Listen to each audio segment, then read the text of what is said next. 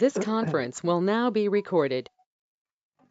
अद्य शुक्रवासरः अथवा भृगुवासरः माघकृष्ण द्वितीया दिनांक 18 फेब्रुवारी 2022 रसरत्नसमुच्चय शङ्खं चक्रं जलौकां दधतमृतघटं चारुदोर्भिश्चतुर्भिः सूक्ष्मस्वच्छातिहृद्यां शुकपरिविलसन् मौलिमम्भोजनेत्रं कालाम्भोदोज्ज्वलाङ्गं कटितटविलसच्चारुपीताम्बराढ्यं वन्दे धन्वन्तरिं निखिलगतवनप्रौढदावाग्निलीलं प्रौढदावाग्निलीलं ब्रह्मणो हि समारब्धामात्रेयाद्येषु पूजिताम् अस्मदाचार्यपर्यन्तां वन्दे गुरुपरम्पराम् आयुर्वेदरतं वन्दे माधवाख्यं महागुरुम् आयुर्वेदामृतं सर्वं शिष्येभ्यो यः प्रदत्तवान् द्रष्टाज्ञानी दृष्टकर्मा कृतकर्मा तथैव च अध्यापको विश्वश्रेष्ठो महान् संशोधकस्तथा गुणैरेतैः समुदितैः यत्कार्यमृतनोद्दिशः समृद्ध्यर्थं हि कार्यस्य वयं नु प्रयतामहे सरस्वत्यै नमो यस्याः प्रसादात् पुण्यकर्मभिः बुद्धिदर्पणसङ्क्रान्तं जगदध्यक्षमीक्षते आत्रेयं प्रथमं वन्दे आयुर्वेदजगद्गुरुम् आयुर्वेदामृतं सर्वं गृहीत्वा हि सुरेश्वरात् अग्निवेशादिकेभ्यो यत् प्रयच्छत् मुनिसत्तमः प्रथमं तन्त्रकर्तारम् अग्निवेशं नमाम्यहम्।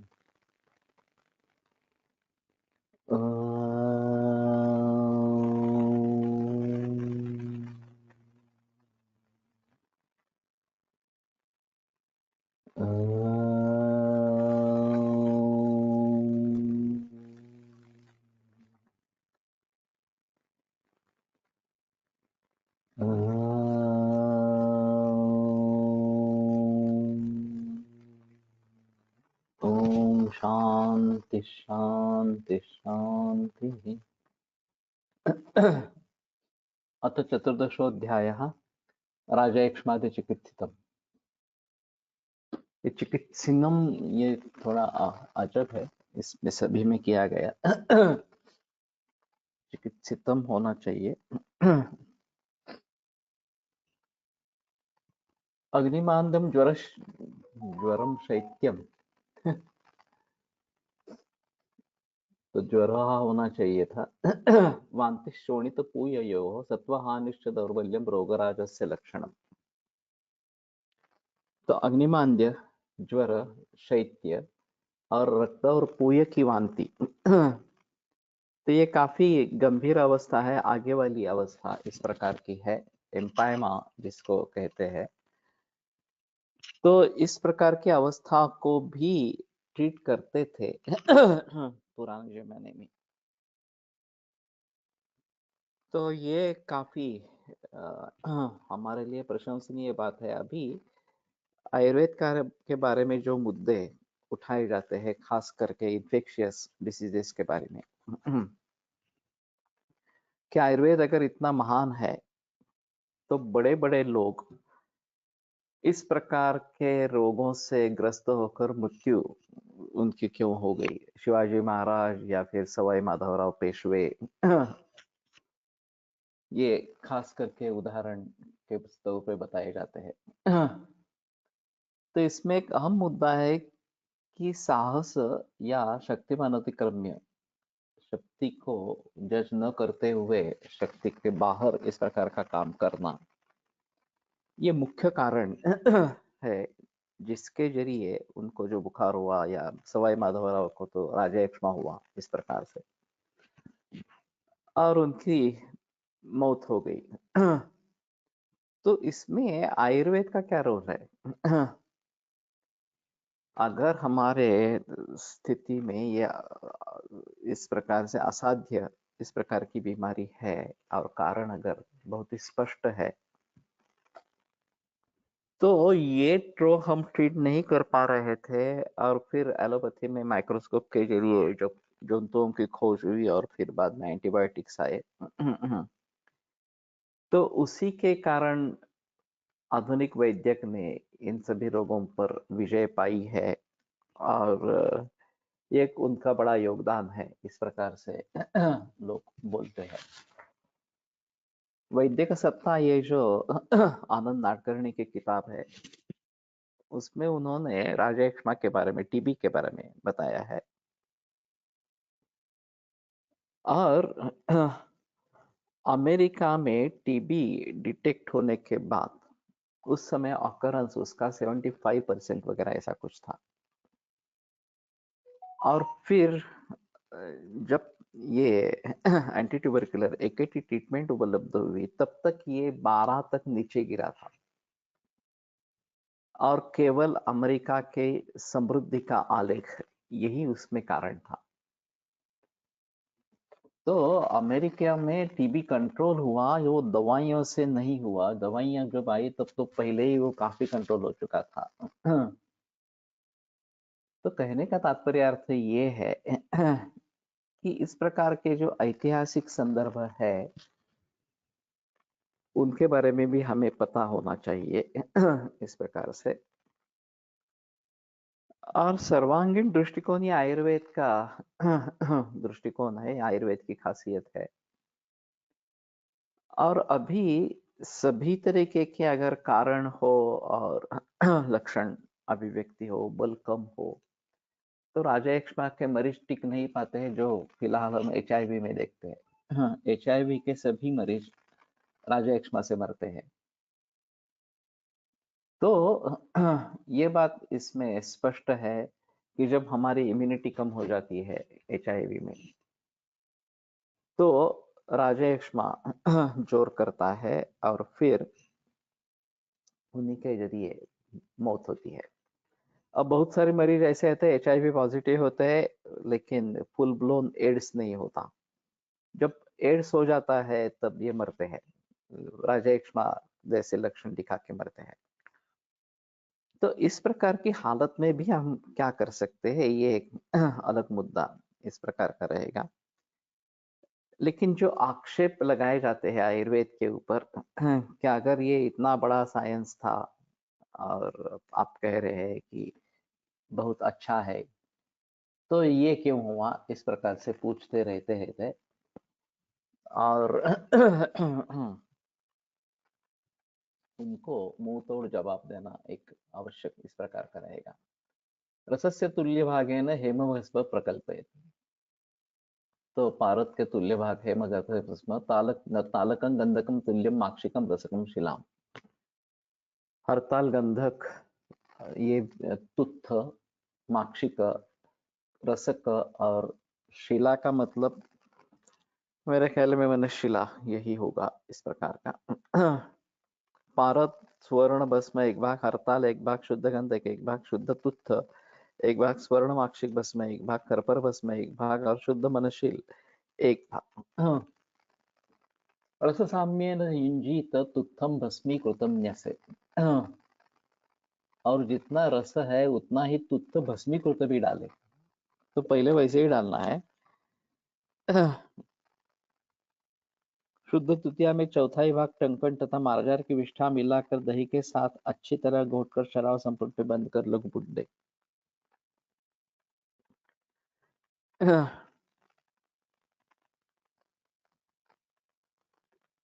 ये तो बताया, ये यहाँ आया नहीं यहाँ पे। रससाम्येन युञ्जीत तुत्थं भस्मीकृतं न्यसेत्, वह्नौ भस्मीकृतं चैव मयूरक सुतुत्थकं किञ्चिट्टङ्कणकं दत्त्वा मार्जारस्य विषायुतं प्रथमं पुटयेत् दध्ना द्वितीयं मधुना स। ये काफी अजीब ही है। तो भस्मीकृत तुत्थ उसमें डाले, रस जितना है उतना। वह्नौ भस्मीकृतं चैव मयूरक सुतुत्थकम।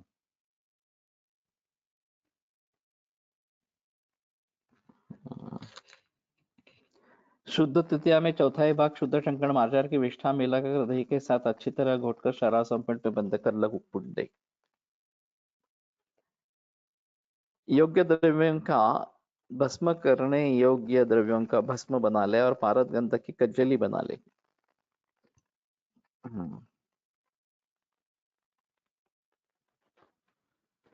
तो इन्होंने मयूरक सुतुत्थकम के बारे में कुछ लिखा नहीं है।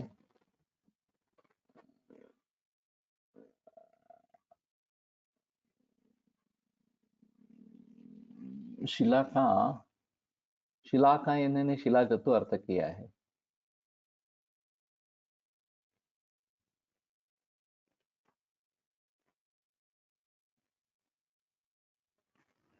पंचामृति तो कनक सुंदर रसस्य तुल्यभावेन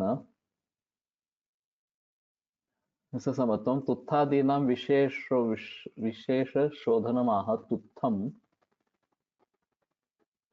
भस्मीकृतमिति मयूरसुतुत्तकं ग्रीवाभं तुत्तकम्। तो मयूर ग्रीवाभ जैसा तुत्तक होना है। मार्जारस्य विषा विडाल पुरुषेण मयूर ग्रीवाभम तुत्थम तुल्येन विडाल पुरुषेण टंकण पादेन च सह मिलयित्वा दध्ना सह सम्मर्द्य प्रथम पुटम दद्यात्। तो मयूर का जैसा तुत्थ, उत्तम तुत्थ, उसमें टंकन डाल के और बिडाल या मार्जार इसका पुरीश वो उतना ही डाले और फिर दही डालकर घोट कर पुट दे दे। द्वितीय मुधनास, दूसरा जो पुट देना है वो मध के साथ देना है। तालकम शोधयेत अग्रे कुष्मांड क्षार पाचनात् तैले पचेत ततः सम्यक चूर्णे व परिशोधयेत। तो तालक जो हरताल जो है वो पहले शोधन कर ले कुष्मांड क्षार पाचनात्, कुष्मांड क्षार से पाचन करके उसका ये कर ले, शोधन कर ले। तैले पचेत ततः सम्यक चूर्णे व परिशोधयेत, और फिर तेल में उसका पचन करना है। हरताल का पहले सामान्य शोधन करने के बाद कुष्मांडे के रस में यवक्षार मिलाकर दोला यंत्र में स्वेदन करने के बाद तिल तेल में या चूर्णोदक में अलग अलग एक प्रहर स्वेदन कर शुद्ध कर ले। गंधकम शोधयेत दुग्धे रसकम नरवारिणा माक्षिकम सिंधु संयुक्तम बीजपूर्व रसे पचेत। तो गंधक का शोधन दूध में करना है। ये दूध में करते हैं और घी में डालते हैं इस प्रकार से, या घी के साथ करते हैं और दूध में डालते हैं, मुझे अभी पक्का याद नहीं, लेकिन घी के साथ करते हैं और दूध में डालते हैं गंधक का। रसकम नरवारिणा, खरपर जो है रसक वो नरमूत्र में उसका शोधन करे। माक्षिकम सिंधु संयुक्तम बीजपूर्व रसे पचेत। माक्षिक जो है स्वर्ण माक्षिक वो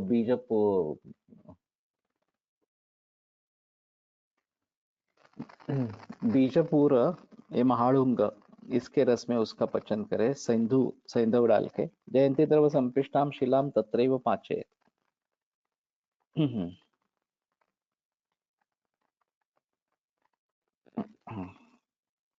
स्वर्ण को सैंधा नमक बिजोरा नमक।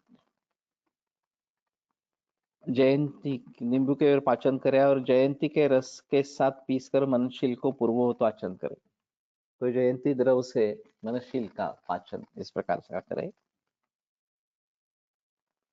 एकीकृत तथा सर्वम अर्क क्षीरेण मर्दयेत, तो सभी का इकट्ठा करके अर्क क्षीर से मर्दन करना है। जयंती भृंगराजाभ्याम वासा पाठा कृशानुभी। जयंती भृंगराज वासा पाठा और कुशानु का मतलब अग्नि यानी कि चित्रक इस प्रकार का होगा। अगस्ती लांगलीभ्यांच प्रत्येकम दिवसम शनैहि, और अगस्ती और लांगली कलदावी इन सभी का एक एक दिवस धीरे धीरे खल करे। ततस्तु गोलकम बद्ध्वा पश्चेत पूर्ववदार होता चूर्णयित्वा ततः सम्यक भावेद आर्द्रकाम्बुना।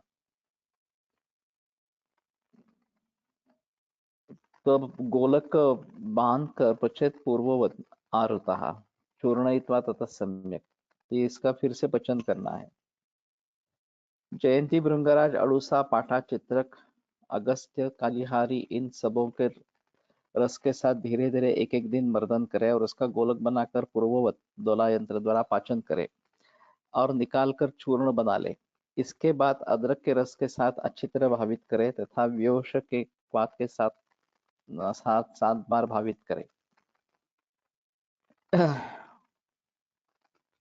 भवेद् भावेद् आर्द्रकाम्बुना सप्तधा व्योष निर्यासे हि रसः कनकसुन्दरः गुञ्जाद्वयं त्रयं चास्त्रयं वास्य राजयक्ष्मापनुत्तये।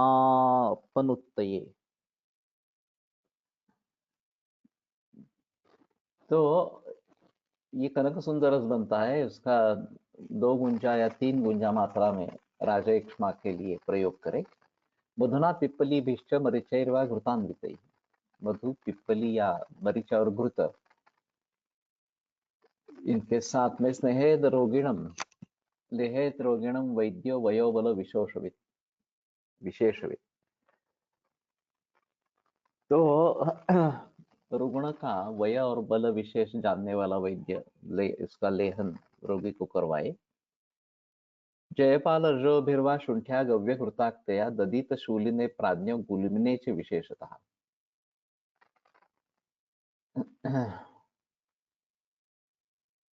जयपाल का चूर्ण या गव्यघृताक्त शुंठी, इसके साथ शूली में, जिसमें शूल है, इस प्रकार के गुलमी ने विशेषतः ये देना है।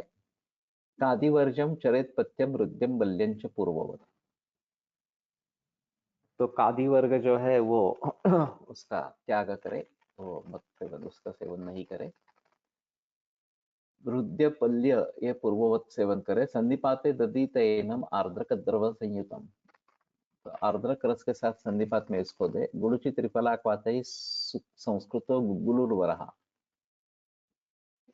गुड़ुचि त्रिफलाक्वात से संस्कृत गुग्गुलु ये श्रेष्ठ है। यहाँ सा आधे में ही छोड़ दिया ऐसा लगता है थोड़ा सा।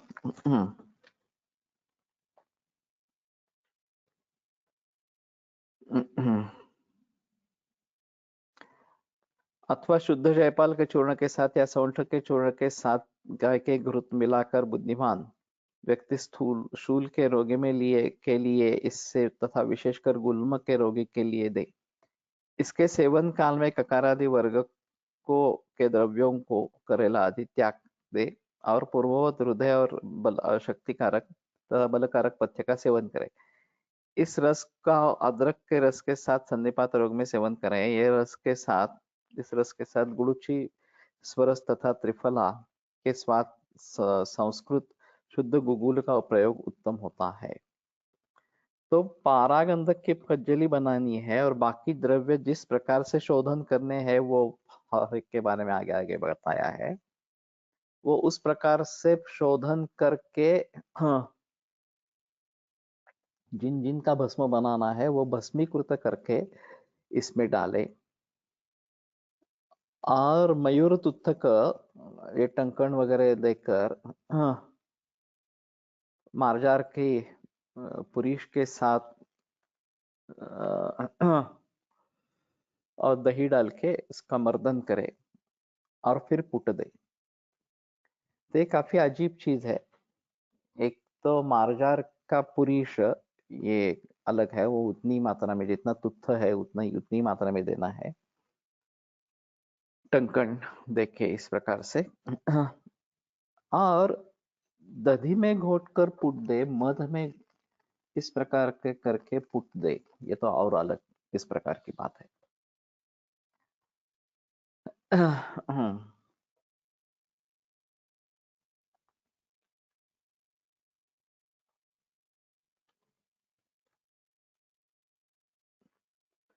कनक सुंदर दूसरा एक पाठ है जो प्रवाहिका या गृहिणी में प्रयोग में लाया जाता है, शूल जहां ज्यादा होता है, लेकिन उसमें धतूर है और ये अलग ही पाठ है। काफी मुश्किल बनाना है।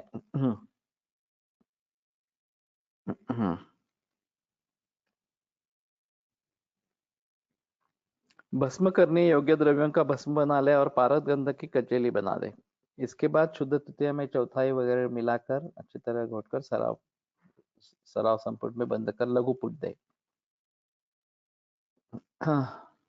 और फिर ये बहुत सारी भावनाएं उसको देनी है।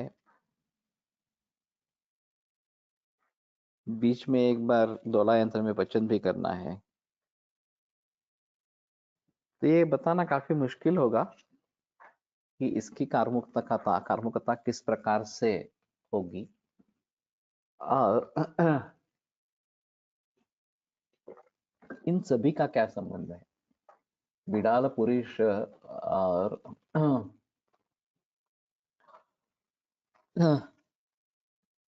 दही और मध इस प्रकार से देकर उसके बाद में पुट देना है, थोड़ा अजीब है।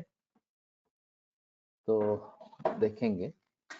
अथ राजमृगांका रसभस्म त्रयो भागा भागैकं हेमभस्मकं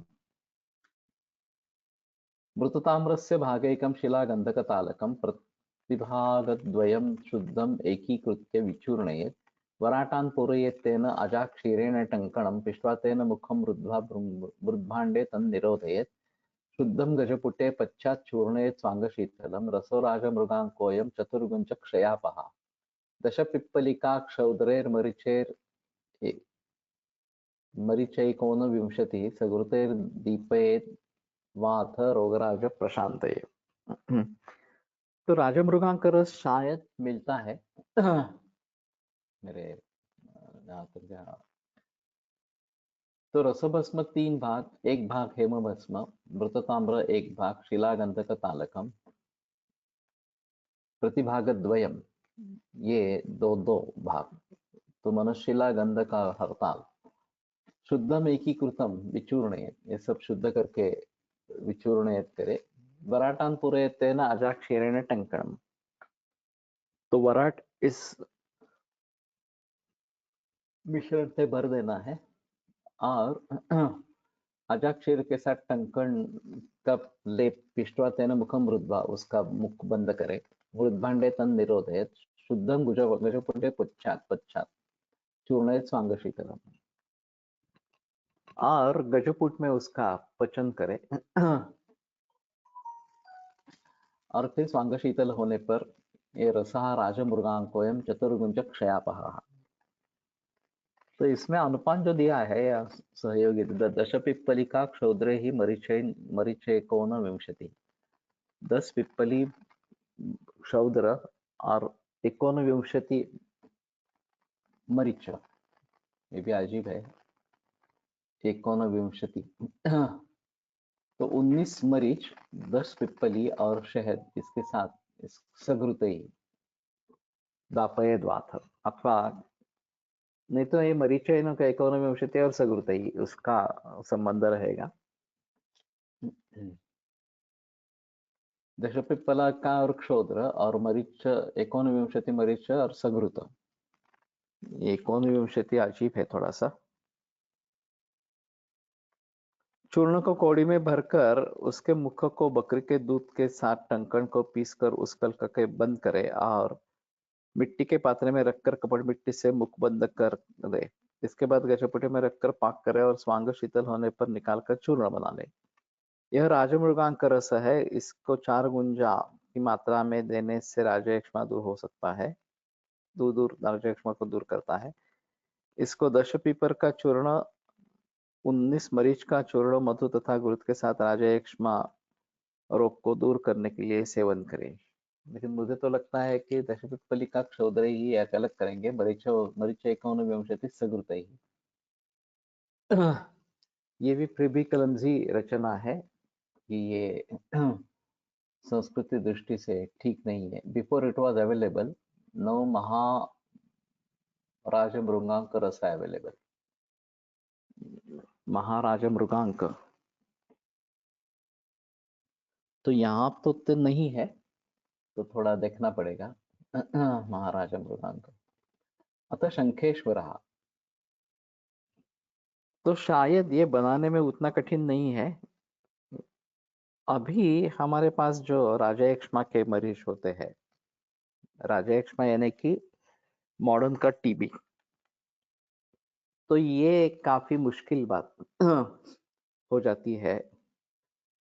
और एलोपैथी के डॉक्टर को तो छोड़ ही दो, लेकिन आयुर्वेद के वैद्य भी अब दूसरा कोई चारा नहीं, एकेटी लेनी ही पड़ेगी इस प्रकार से बताते हैं। और फिर उसके साथ में चाहे तो आयुर्वेद की दवा दी जाती है। तो कहीं ना कहीं हमें इससे छुटकारा पाना है कि जो व्यक्ति इस प्रकार के योग्य हो, जिसको बल अच्छा हो, बलमांस क्षीण नहीं है, और राजयक्ष्मा के लक्षण त्रिरूप, षड्रूप, एकादश रूप जो भी हो,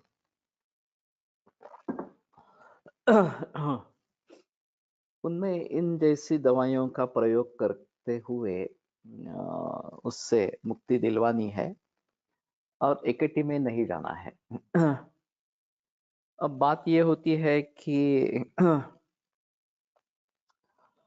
इस प्रकार से जो मरीज ठीक नहीं हो रहे हैं वो एकेटी में जाके ठीक होते हैं, हार्मोनल इम्बैलेंस तो हो जाता है उसमें, लेकिन नेफ्रोटॉक्सिसिटी होती है, हिपेटोटॉक्सिसिटी होती है, और उसके लिए अलग चिकित्सा करनी पड़ती है। लेकिन फिर भी रोगी बच जाता है, ये एक बात स्पष्ट रूप से देखी गई है। तो मैं समझता हूँ कि हमारी द्रव्यों की ताकत इसमें कम पड़ रही है। तो ये जो विभिन्न प्रकार के योग ग्रंथों में है, उनको प्रचलन में लाने की कोशिश करें। और बाकी परहेज जो है, मांसमेवाश्नतो युक्त्या मार्द्विकं पिबतो नुच अविधारित वेगस्य यक्ष्मान लभतेन्तरम, ये जो बात बताई गई है, तो मांसाशन इसमें जरूरी है। और चरकाचार्य ने तो ये भी कहा है कि अगर जुगुप्सा है मांसाशन के बारे में, तो जो परिचित मांस है उसके नाम से क्रव्याद मांस दे दे, कि जो मांस खाने वाले जो प्राणी है उनका मांस दे दे इस प्रकार से। और उससे जुगुप्सा न हो इसलिए वो बहाना बनाकर ये दूसरा किस्म का मांस है ऐसा बताकर दे दे। मैंने पुनरसु में मांसरस में सिद्ध कृषरा ऐसे लोगों को दी है जो वेजिटेरियन है, जिनको बिल्कुल पसंद नहीं है। तो ये काम करती है, लोगों को समझ में नहीं आता कि ये मांसरस सिद्ध इस प्रकार के है।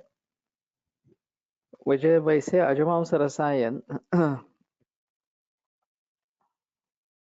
और अमृत पराश घृत ये भी उपलब्ध है बाजार में, उनका प्रयोग कर सकते हैं।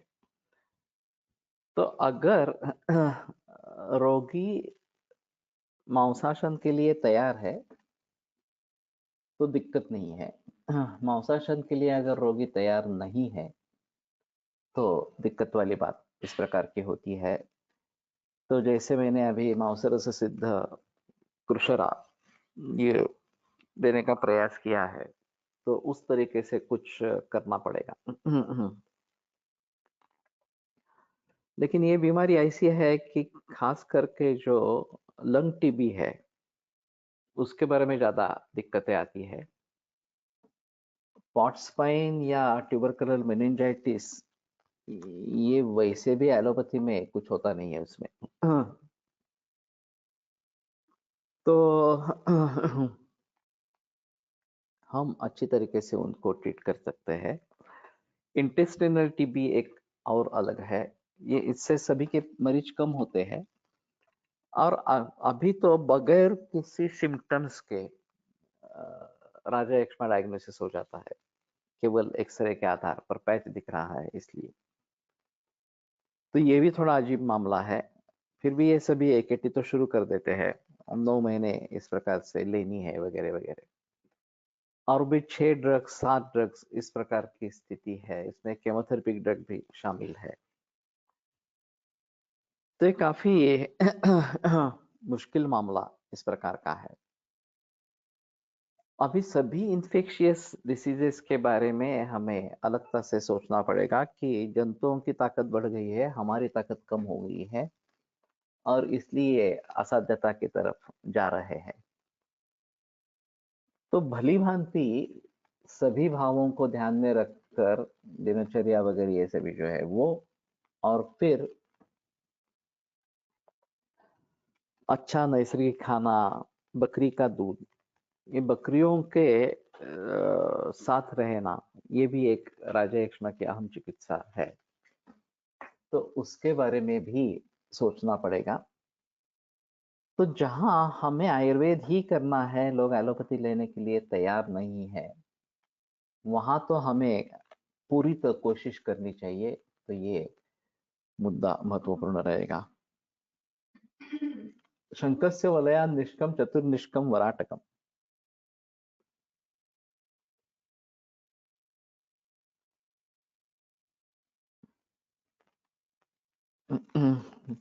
तो शंख नाभि एक निष्क चतुर्निष्कम वराटकम, चार निष्क वराटक, निष्कार्थम नीलतुत्थस्य, नीलतुत्थ अर्धा निष्क, और सर्वं तुल्यं तो गंधकम, और सभी के साथ उतना गंधक, गंध तुल्यम मृतम नाग, गंधक के इतना ही नागभस्म, नागतुल्यम मृतम रसम, और नागतुल्य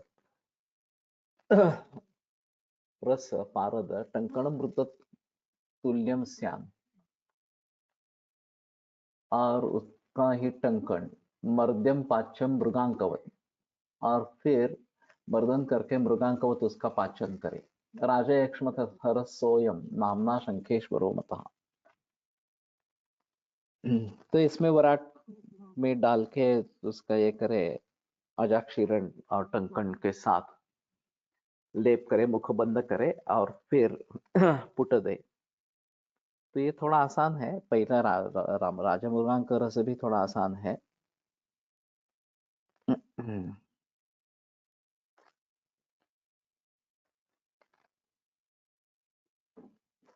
तो वराटिका का रोल क्या है, ये थोड़ा देखना पड़ेगा।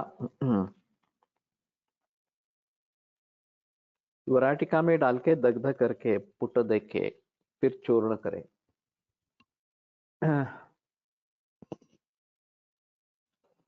और उसका नाम भी शंखेश्वर रस इस प्रकार से दिया गया है।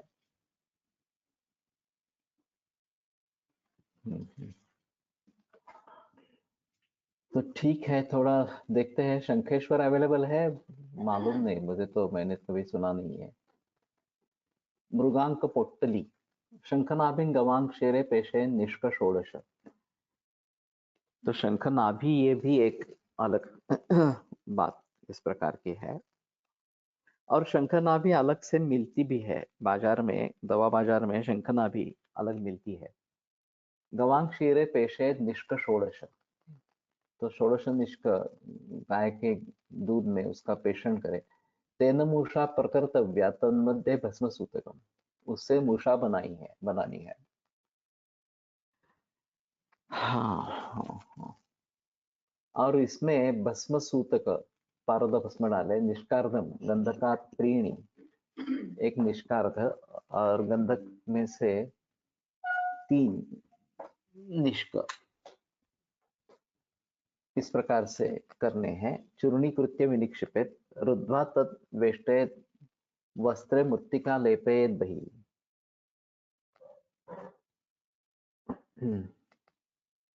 ये वस्त्र में करना है, मृत्तिका बाहर से लेप लगानी है। शोष्यम गजपुटे पच्चान मूषया सह चूर्णयेत, और फिर गजपुट में शोषण करके उस मूषा के साथ चूर्ण करे। गुंजैक अनुपानेन क्षयम हंति मृगांकवत। मृगांक रस, मृगांक पोट्टली आया है। मृगांक यानी क्या? हाँ हाँ। मृगांक या अंक का मतलब लांछन इस प्रकार का होता है। तो मृग जिसमें लांछन जैसा है, एक चिन्ह जैसा है, ऐसा वैसे भी चंद्रमा है। और शायद मृगांकरस ये नाम ये चंद्रमा को पहले राजा यक्ष्मा हुआ था, और उसके हिसाब से ये मृगांक का नाम काफी बार आया है। मृगांक पोट्टली जो है वो अन्य जो हेमगर्भ पोट्टली वगैरह उससे काफी अलग है। शंखनाभि का चूर्ण गाय के दूध में घोटकर उसकी मूषा बनानी है। इसमें ये पारद वगैरह डालना है, गंधक पारद, ये 2 ही है एक्चुअली। भस्म सूतकम निष्कारम गंधका त्रीणी चूर्णीकृत्य विनिक्षेपेत, और उसको मात का पड़ कर देना है। तो द्वेष्टे द्वस्त्रे, और फिर बाहर से मृत्तिका का लेप देना है और फिर उसको पचन करना है।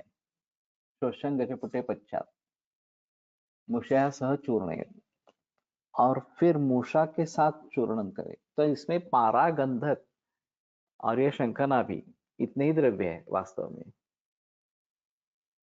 अब तो पोट्टली क्यों कहा गया? पोट्टली में द्रव में दोला यंत्र में पाचन करते हैं वास्तव में। तो एक थोड़ा सा अलग इस प्रकार का हो जाएगा। और मृगांक का जैसे मैंने कहा कि मृग ये चिन्ह अंक रूप में जिसमें है, और ये शशि है या चंद्रमा है, और उसको पहली बार राजा यक्ष्मा हुआ था, इसलिए ये मृगांक इस प्रकार का नामाभिधान दिया होगा। अथ मातुलंगादि योगा, मातुलंगस्य मूलानि लाजचूर्णं ससैन्धवं मधुना पिप्पली मधुना युक्तं खादेत वान्ति प्रशांतये। हाँ, तो मातुलंग का मूल लाजाचूर्ण, ये पिप्पली और मध के साथ वांति के प्रशमन के लिए खाई। तो ये राजयक्ष्मा में होने वाली वांति या फिर किसी भी वांति के लिए सोच सकते हैं। हाँ, शंखेश्वर बाजार में मिलता है क्या? एक बार पूछ लेना।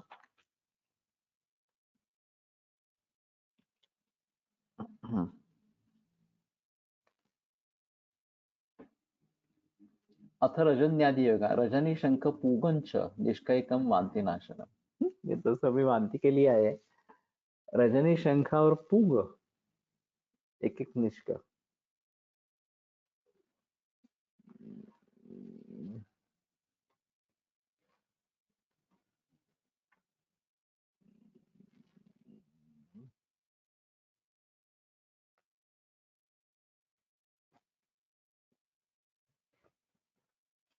देखना चाहिए। निष्कार्धम टंकणम वात काकमाची द्रव पिपे, अर्धनिष्क टंकण काकमाची द्रव के साथ प्राशन करें। मैं थोड़ा सा रजनी शंख पूग गर्भिणी छर्दी में उपयोग में आएगा क्या, थोड़ा सोच रहा था।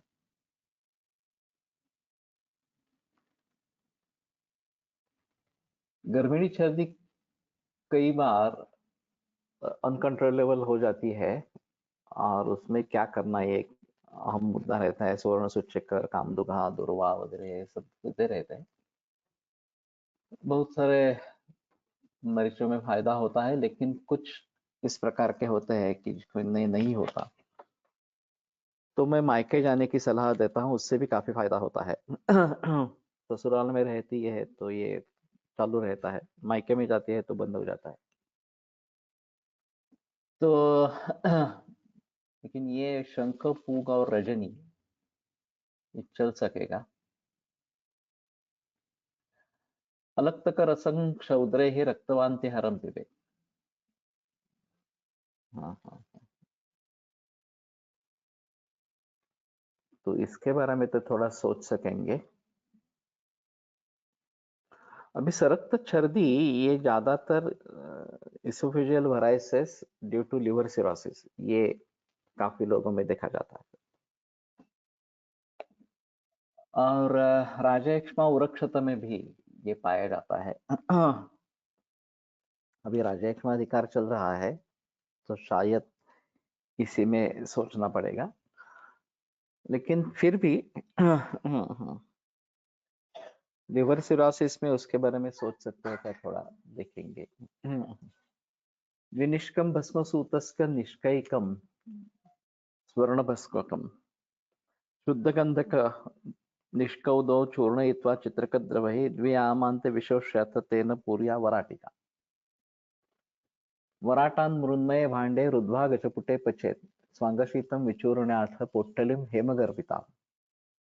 मृगांक वच्चतुर्गुंजम भक्षितम राजर्षि। अलग तक रस म्हणजे काय? अळता ऐसा कहते हैं, ये लाल रंग का होता है, मेहंदी जैसे कुछ है। इसको मदयंती का तो नहीं कह सकते, लेकिन मैंने भी इतना ही सुना है। और मराठी भाषांतर में अळता इस प्रकार से करते हैं। तो ये उपलब्ध होगा शायद, पूछना चाहिए। और मदयंती का इस प्रकार से प्रयोग कर सकते हैं क्या, ये थोड़ा देखे। तो दो निष्क भस्म सूत, एक निष्क स्वर्ण भस्म, शुद्ध गंधी का निष्क 2, और चित्रक द्रव से भावना दे, द्विव्यामांते विशोष्याथ तेन पूर्या वराटिका, और फिर वराटिका में भरे। वराटान मृण्मय भांडे रुद्वा गजपुटे पचे, और वो मृण्मय भांडे में रखकर गजपुट दे। स्वाग्नशूतम विचूर्ण्याथ पोट्टलिम हेम गर्भिता। तो एक्चुअली पोट्टली नहीं है ये, इसमें हेम स्थित है, सुवर्ण स्थित है, इसलिए हेमगर्भ पोट्टली कहा गया है उसको। मृगां कवच चतुर्गुंचम भक्षितम राजा यक्ष्मण। Bharatanatyam dancers put it on their hands like mehendi. Okay, पर अळता लाल कलर है,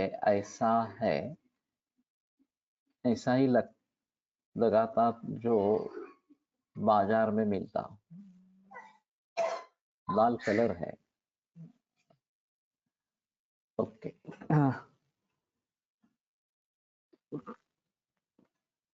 तो क्या चीज है देखना चाहिए, अळता या अलग तक।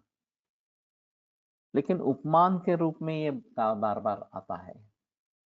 स्वयं अग्नि रसम खादित निष्कम राजा यक्ष्मण। तो स्वयं अग्नि रस ये जो पीछे बताया गया था वो राजा यक्ष्मा के लिए अच्छा है। तो वराटिका का प्रयोग करके उसमें ये पारा गंधक वगैरह सब डाल के पुट देकर उसका सेवन करे, ये एक अहम चीज इस प्रकार की हो सकती है। लोकनाथ रस में भी वैसा ही कहा गया है।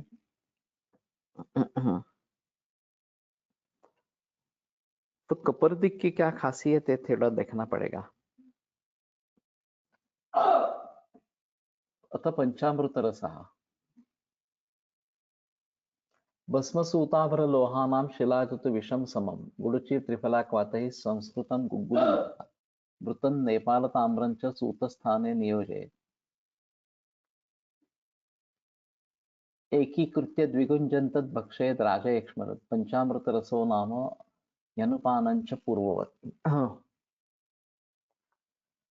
तो अभ्रक लोह सूत पारद, अभ्रक और लोह इनका भस्म, शिलाजतु और विष बच्चनाम, ये सब गुरुचि त्रिफलाक्वाथ ही संस्कृतम गुग्गुलु, और इसके साथ में गुरुचि त्रिफलाक्वाथ से संस्कृत गुग्गुलु। ये थोड़ा सा गुग्गुलु और त्रिफला दोनों के क्वाथ से करवाना। मैं वैद्य भट्ट के पास जाता था, उनके यहाँ ये त्रिफला और गुरुचि दोनों के क्वाथ से ही गुग्गुल शुद्ध करते थे। दातार गुरु जी के अनुसार केवल त्रिफला क्वाथ में भी करते हैं इस प्रकार से। तो ये ज्यादा जगह गुरुची और त्रिफला दोनों का निर्देश है। मृतन नेपाल ताम्रंच सूत स्थाने नियोजित, और नेपाल ताम्र भस्म पारद के जगह है प्रयोग कर ले, तथा ताम्र भस्म एक भाग। तो सूत स्थाने का मतलब सूत जितना है उतना ही वो लेना है, ऐसा ठीक रहेगा थोड़ा सा। एकीकृत्य दिगुंजन तद भक्षयत राजा यक्ष्मण,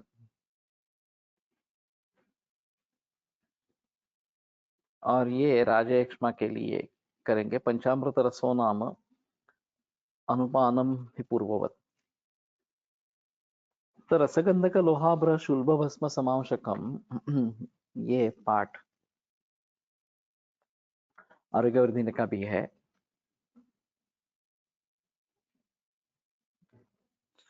तो ये पंचामृत, ये जो संज्ञा है, प्रवाल पंचामृत, ये तो सभी समुद्रीय इस प्रकार के है। और पंचामृत परपट्टी में भी यही द्रव्य है। तो पंचामृत का क्या मतलब है?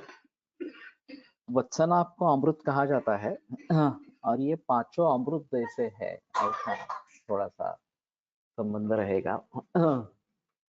तो पारद, अभ्रक, लोह, ताम्र, शिला जतु और गुगुल, ये योग है।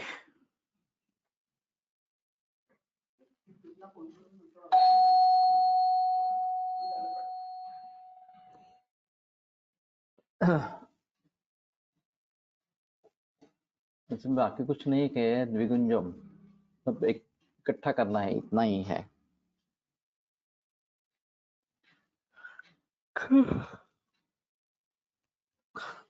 तो थोड़ा देखना पड़ेगा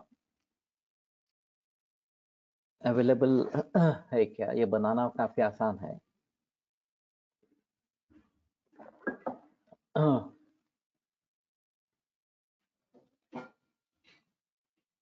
हरित क्षीराज गंधाभ्याम जयंती व क्षयापहा, क्षीर और राजगंधा के साथ जयंती क्षयापह है।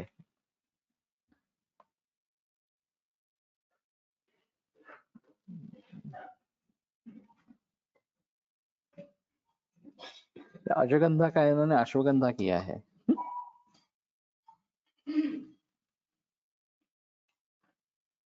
पंचामृत रस के समीपस्थ का प्रयोग होने से प्रतीत होता है कि पूर्व अनुपान के साथ राजयक्ष्मा को दूर करता है, अथवा पंचामृत रस सेवन के बाद दूध तथा अश्वगंधा चूर्ण के साथ जयंती स्वरस का अनुपान क्षय रोग को नष्ट करता है, ऐसी प्रतीति हो रही है।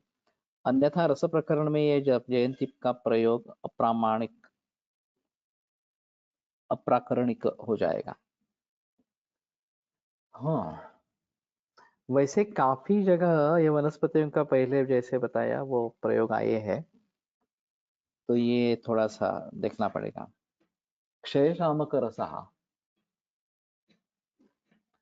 तुल्यं पारदगंधकं त्रिकटुकं ताभ्यां रजः कम्बुजम् तैस्तुल्यं भवेत् कपर्दभसितं स्यात् पारदात् टङ्कणं पादांशं सकलैः समानमरिचं लीयात् क्रमात् साज्जकम् यावन्निष्कमितं भवेत् प्रतिदिनं मासात् क्षयः शाम्यति।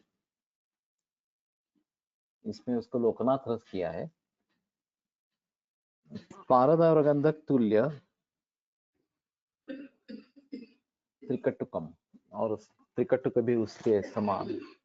ताभ्याम रजः कंबुजम,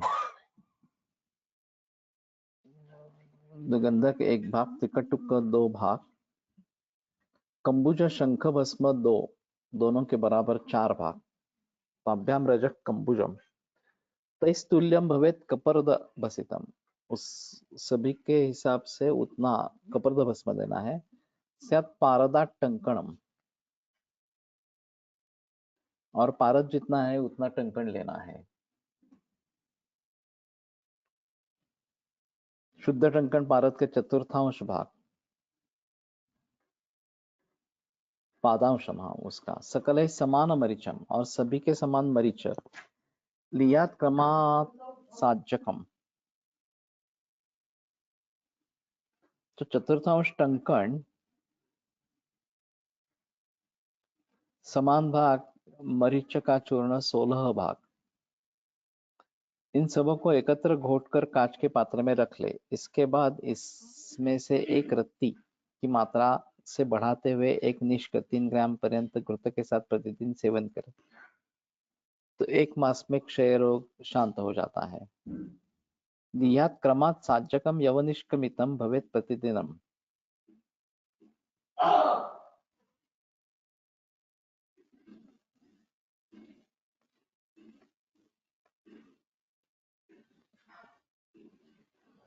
तो एक रत्ती की मात्रा से, ये रत्ती कहाँ पे लाया है, यावन निष्कमितम, निष्क मात्रा होने तक सेवन कराते रहे। तो ये सिर्फ इकट्ठा करना है, इतना ही है। मासात क्षय शाम्यति। तो पारद, गंधक, त्रिकटुक, शंख, कपर्द, टंकण और मरीच, इतना ही है।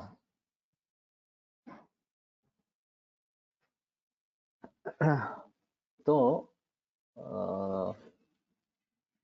बनाना थोड़ा आसान है वास्तव में।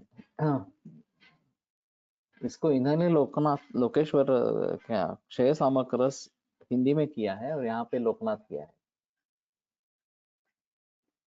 क्षयोपद्रवे लोकनाथ रसः रसस्य भस्मना हेम पादांशेन प्रकल्पयेत्।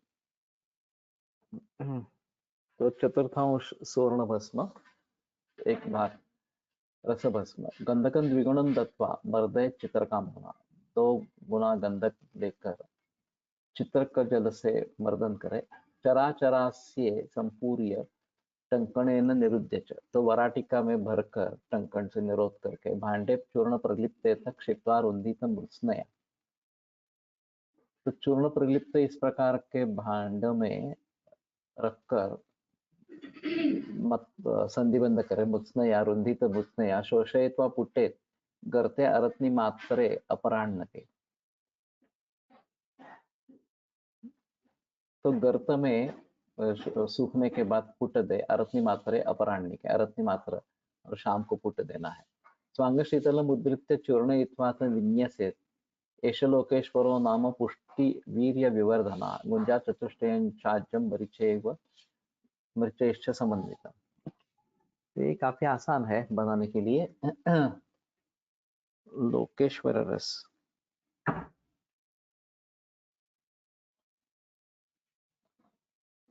हाँ हाँ हाँ।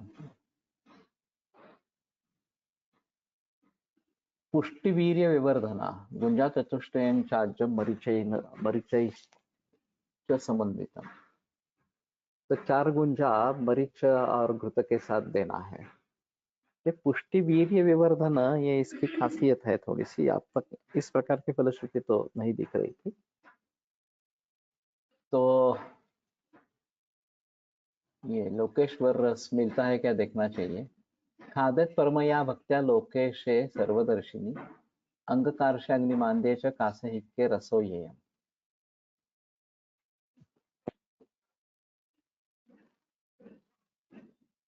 लोकेश सर्वदर्शिनी,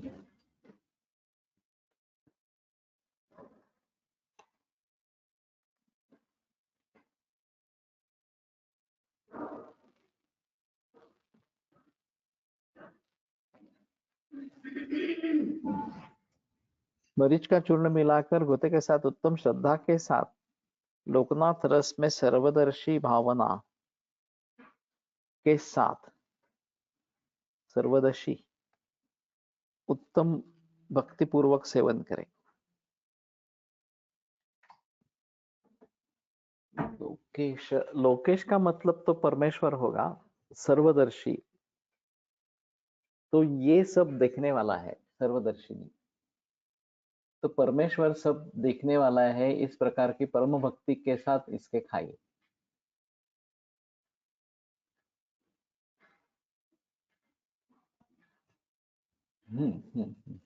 अंगकार्ष अग्निमांद कास हिक्का रसो ही अयम मरुचैर्घृतम संयुक्त ही प्रदातव्य दिनत्रयम। 3 दिन लेना है। लवणम वर्जय तत्र साज्यम सदति भोजनम, लवण नहीं देना है और घृत और दही के साथ भोजन देना है। एकविंशत दिनम यावन मरीचम सघृतम पिबेत, और फिर 21 दिन मरीच सघृत इस प्रकार का पान करे। पथ्यम मृगांकवदेयम शयित उत्तान पादतः,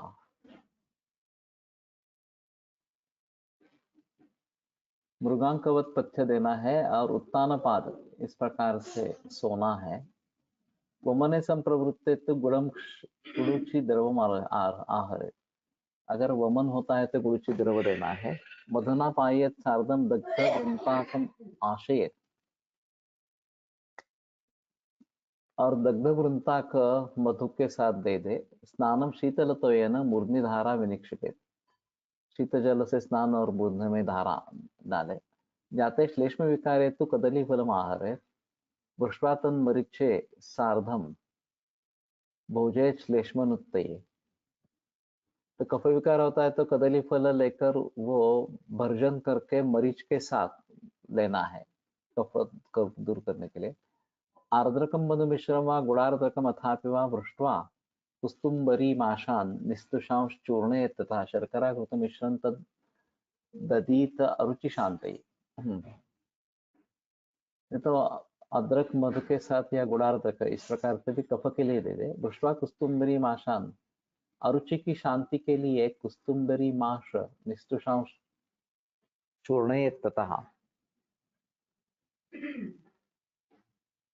निस्तुषमाशा कुस्तुम्बरी शर्कराघृत शौद्रम मिश्रम शर्कराघृत मिश्र करके तद्दधीत अरुचि शांत है।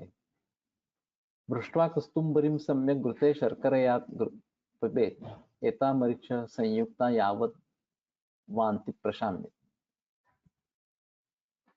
तो कुस्तुम्बरी यानी कि कोथिम्बीर, कोरिएंडर,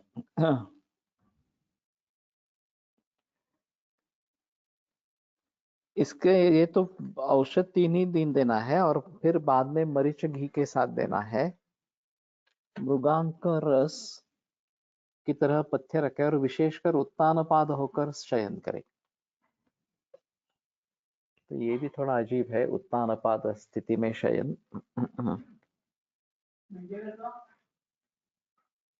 ते पाठीवर झोपायचं आणि पाय थोड़े वर करायचे, तो पाँव के नीचे कुछ रखना है ताकि वो थोड़े से ऊपर आ जाए।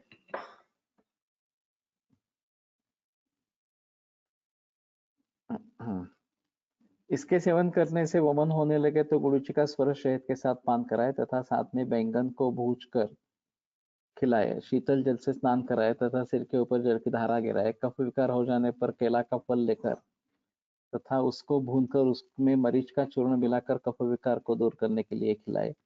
अथवा अदरक का रस शहद मिलाकर अथवा अदरक तथा गुड़ खिलाए। अथवा धनिया तथा उड़द को भूनकर, कुस्तुम्बरी को धनिया ही ले आए, तथा उड़द का छिलका निकाल कर चूर्ण करे और शक्कर तथा घृत को मिलाकर अरुचि को दूर करने के लिए सेवन करे। धनिया को घृत में भूनकर तथा शक्कर मिलाकर तथा इलायची का चूर्ण एवं मरीच का चूर्ण मिलाकर जब तक वमन शांत न हो जाए तब तक पान कराए।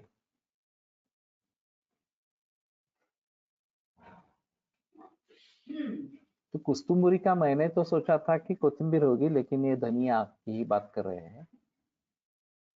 तो उसको भून के घृत और शर्करा और एला मरीच संयुक्त करके जब तक वांति रुकती नहीं तब तक देना है। अजमोद विडंगंच पिष्टवा तक्रेण पाइए। अजमोद और विडंग ये पेश करके तक्र से पान कराए। कृमिकोप प्रशांत्यर्थम क्वाथम वातघ्न मुस्तयोः संस्कृत्य दुग्धिका वन्न विरेकम च प्रयोजय। कृमिकोप अगर इसमें हो जाता है तो उसके लिए वातघ्न और मुस्त इस प्रकार का क्वाथ संस्कृत्य दुग्धिका वन्न विरेके च प्रयोजय दे दे और दुग्धिका का वन्नी संस्कार करके विरेक के लिए प्रयोग करें। कृमि प्रकोप की शांति के लिए अजमो तथा वायुविडंग को मट्ठा के साथ पीसकर पान कराए। पिष्टा तक्रण पाए, ठीक है। कृमि प्रकोप, हाँ, तथा अथवा एरंड की जड़ तथा नागर मोथा, यानी वातग्न का एरंड ऐसा ही अर्थ किया है, क्वाथ पान कराए। इसके प्रयोग करने से या अन्य कारणों से अतिसार हो जाए तो दुग्धिका की आग में पुटपाकवत पकाकर दुग्धिका को आग में पुटवा तथा रस निकालकर प्रयोग करें। विरेक है, अच्छा। तो विरेक अगर होता है तो ये करना है। ईशद पृष्ठा जयाचूर्णम खादे मधुना खादे। हाँ।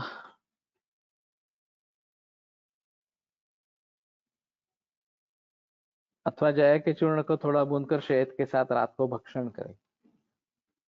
शरीर में वेदना होने पर घृत से शरीर को मर्दन कर रोगी को रब जलम जल से स्नान कराइए और लोकनाथ रस का स्मरण करता रहे। तो ये लोकनाथ रस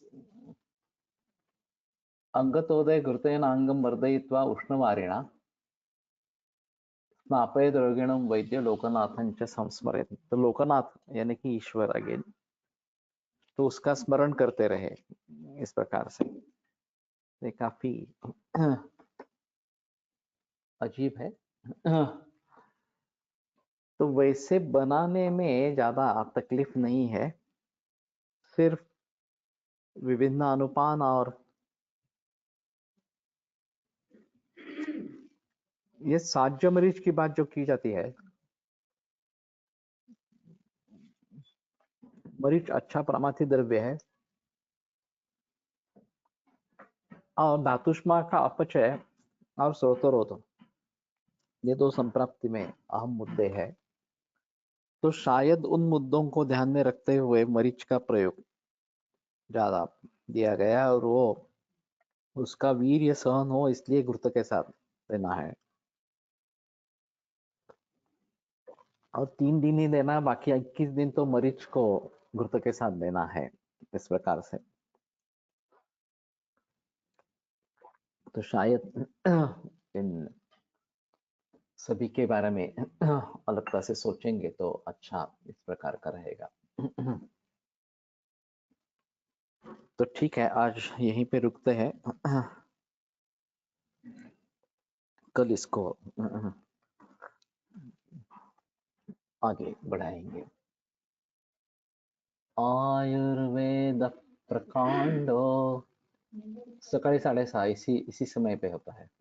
सोमवार, मंगळवार, बुधवार चरक का वाचन रहता है, तो याच वेळेला असतं सकाळी। निगदित इह हि शल्यतंत्र प्रधानः शिष्येभ्यः शाश्वतोऽयं निखिलजनकृपा व्याप्तचित्तेन येन आयुर्वेदस्य वाञ्छन् पुनरतिभुवने ताञ्च सुष्ठु प्रतिष्ठां श्रेष्ठं धन्वन्तरिं तं प्रणमति च सदा वैद्यवर्गो हि नूनं वैद्यवर्गो हि नूनम्।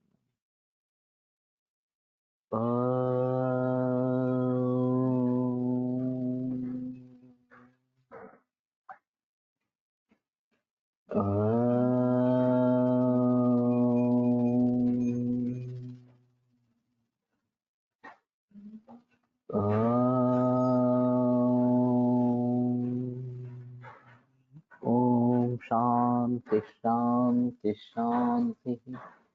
विरम्य